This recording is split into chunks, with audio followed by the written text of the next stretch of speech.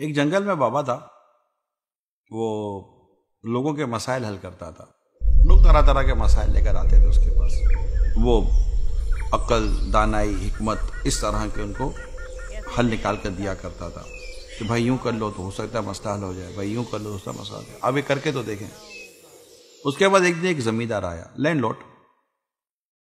जमींदार कहने लगा, खुशी नहीं मिल रही है, सुकून नहीं है, राहत नहीं, मजा नहीं आ रहा जिंदगी में।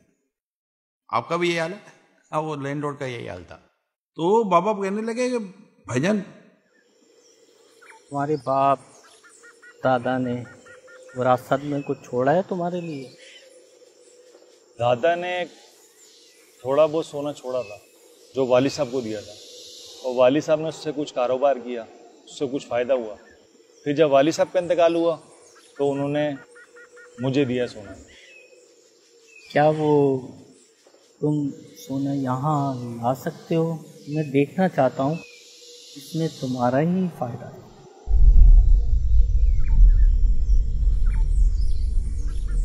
तो उसने गोल्ड दिखा दिया। बाबा जी ने गोल्ड दिया, मुट्ठी बंद की। वो समझा बाबा जी कुछ पढ़ेंगे तो गोल्ड बढ़ जाएगा। बाबा जी गोल्ड लिए और खड़े हुए और भाग गए। और जैसे बाबा जी जो गोल्ड लेकर भागे तो जमींदार साहब की तो पांव तले जमीन ही निकल गई। वो भागा पीछे। अब बाबा जंगल में रहने वाला आदमी, उसको जंगल के सारे रास्ते पता। जमींदार कभी मैदान में भी ना भागा था, लेकिन सोना चला गया हाथ से, वो तो भागा पीछे भाई। अब बाबा उसको जंगल घुमा रहा है और जमींदार साहब जंगल घूम रहे हैं। सांसें फूल गई जमींदार साहब की। बाबा आंखों से गायब नहीं हो रहा, ये बता दो मैं आपको, नजर आ रहा है। वो जंगल में पीछे पीछे, बाबा उसको अपने पीछे दौड़ा रहा है। शाम हो गई, बाबा जी दरख्त के नीचे आकर बैठ गए। जमींदार की सांस फूली हुई थी, वो भी कहीं दूर से खड़ा होकर अपनी सांसें बहाल कर रहा था। बाबा, मर जाऊंगा मैं, सोना दे दो, यही रह गया है सब कुछ। वो आहिस्ता आहिस्ता आहिस्ता जमींदार आगे बढ़ने लगा कि बाबा को पकड़ लूंगा। बाबा बाबा था, बाबा दरख्त के ऊपर चढ़ गया। बाबा, बाबा सोना अब वो बाबा की मिन्नत समाजत जो कुछ उसको करनी थी करने लगा।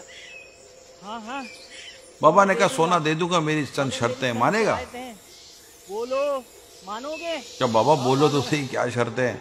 क्या शर्तें? क्या जमीन पर नाक रगड़ेगा? नाक रगड़ोगे? रगड़ूंगा।